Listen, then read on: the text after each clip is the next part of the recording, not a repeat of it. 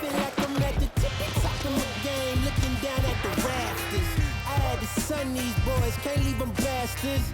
For me, I was good. I was lazy, but I had talent. I was big. I could run. I had soft hands, and I had decent routes. I played tight end in high school. So when I went to college in Mississippi. Went to a junior college in Mississippi. And like Anthony said, found out how unprepared I was for certain workouts. Because some of the workouts that they were doing, man, I had never heard of in my life. I was the weakest lineman. I was the biggest, one of the biggest linemen, but I was the weakest lineman going into camp, going into the 3-a-days. We went 3-a-day. Man, that was the worst football practice I had ever been through in my life. Bruh, Real days? bruh, we ran, and I'm not exaggerating, we ran 25. Damn. This was the conditioning test.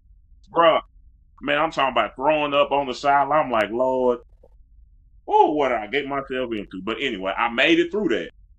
So doing the summer practice, that was my best camp. Like I had eventually, got on the weight program because the coaches talking bad about it. Really, I went in as a starter. I went in as the starting left tackle. They moved me from tight end to left tackle the summer. This is before I broke my foot and came home. So I was penciled in the starter when I went down there, and I had a pretty decent camp until I went up against this white boy. His name was David. Say, man, David wasn't really a good football player. He was one of them workout warriors, and I had never been pancaked in my life. Man, listen. We went heads up, boy. We went heads up under the little. It's called like a little parachute where it's designed for the lineman to stay low, bro. We went over. Say, man, listen, bro. I gave it all I had. I had nothing for that dude, bro. Bro, it was like going up against James Harrison, bro. He embarrassed me so bad, man. The coaches, damn it, Texas, I'm gonna send your ass back to Houston. Literally with his words. So I had to get my mind right.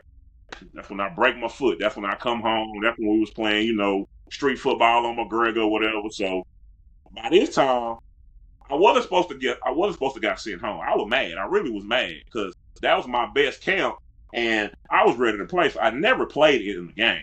So I ended up going back in the fall. By that time, I really wasn't into it. Like, I was going through the motions. Them goddamn study halls, man. That study hall, getting up at 8 a.m. for this class, and that class is your coach class, and you late for that class. Man, it was difficult, bro. So I knew my career was over. First off, I caught a case down there that wasn't my fault. Never ever left the campus. I never left that campus for nothing. So the cat named JJ, he was the backup quarterback. He was hurt. He was like, man, let's ride to Walmart, man. So me, Blue, my boy Blue, who had the car, and JJ, we all went to Walmart. So I'm green. I ain't never got in trouble. This was before for anything in my previous life was going on. So boom, we go to Walmart or whatever. But he's like, man, you want something? I was like, yeah, okay. I'm stupid. Man, what you want? I was like, man, I ain't get whatever you want. He got me this is when the PS2 first came out. Now again, I don't know. I'm green. Stupid. Bro got me that PS2. I'm like, snap, I got a PS2, which ended up getting stolen 3 days later. And the police knocking on my door the day after that. So I end up going to jail in Mississippi. The dude mama bonded me out. She got me out of jail. Then when I came back, they cut me. Yeah, they straight up cut me on top of my poor play. Because when I went back, I wasn't really hitting on nothing. I really wasn't. So whatever was told you, Matthew, yeah, I wasn't hitting on nothing. Because I just didn't care. I really didn't care. You know what I mean? I was ready to go home. Feel like I'm at the tippy top of my game, looking down at the rafters. I had to sun these boys, can't leave them bastards.